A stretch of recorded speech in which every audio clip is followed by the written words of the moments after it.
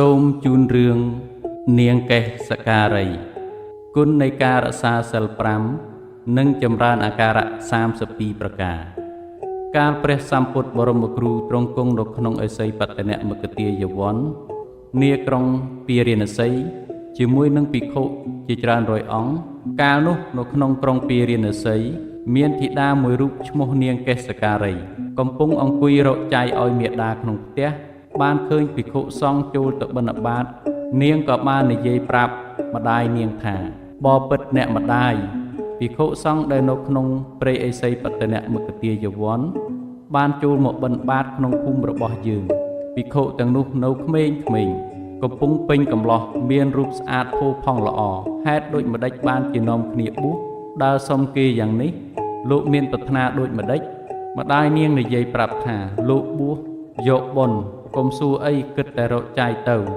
ក្នុងពេលនោះមានឧបាសកម្នាក់សម្រាប់ដល់សោតាបតិផលកំពុងដើរនៅពីមុខផ្ទះនាងបានឮពួកនាងព្រាហ្មណីនិយាយជាមួយកូនក្រមុំដូច្នោះក៏ឡើងទៅលើផ្ទះនាងព្រាហ្មណីនិងកូនក្រមុំ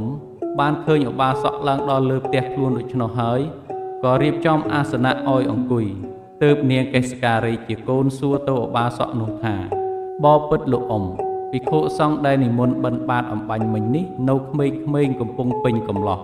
មានរូបស្អាតបាតអង្គខ្លះប្រហែលជាកូនកហបតីសេដ្ឋីឬក៏ពរាជបុត្ររបស់ក្សត្រអង្គណាមួយក៏មិនដឹងលោកគិតឃើញដូចម្ដេចបានជាទៅបួសប្រាថ្នាអ្វីខ្ញុំសង្ស័យណាស់ឧបាសកក៏ប្រាប់ថាមនាលនាងក្រមុំភិក្ខុសង្ឃទាំងអស់នោះ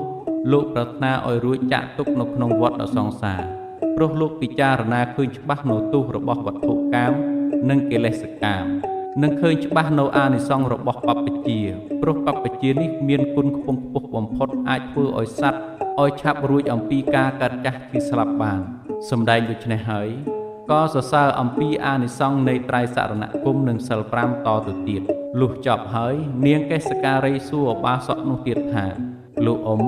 បើខ្ញុំដល់នៅត្រៃសរណគមហើយរក្សាសិល5តើបានអានិសង្សដូចលោកអ៊ំមានប្រសាសន៍ដែរឬទេឧបាសកឆ្លើយថា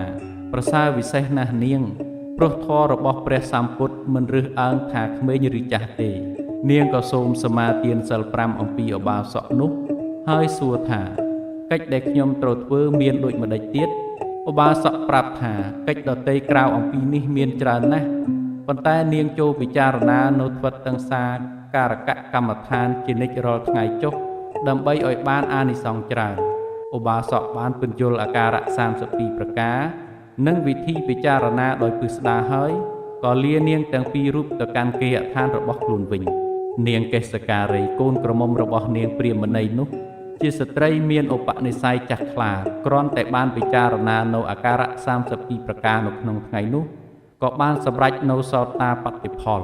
ក្នុងកាលជាខាងក្រោយមកនាងអស់អាយុក៏បានទៅកើតនៅក្នុងកែវពិទូកម្ពស់30យោជន៍នាឋានត្រៃត្រឹង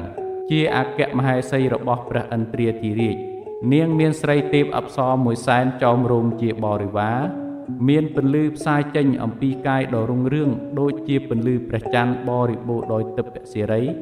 ថិតនៅក្នុងទេវលោកជាសុខក្សេមក្សាន្តរឿងនេះចប់តែប៉ុណ្ណេះសូមអរគុណ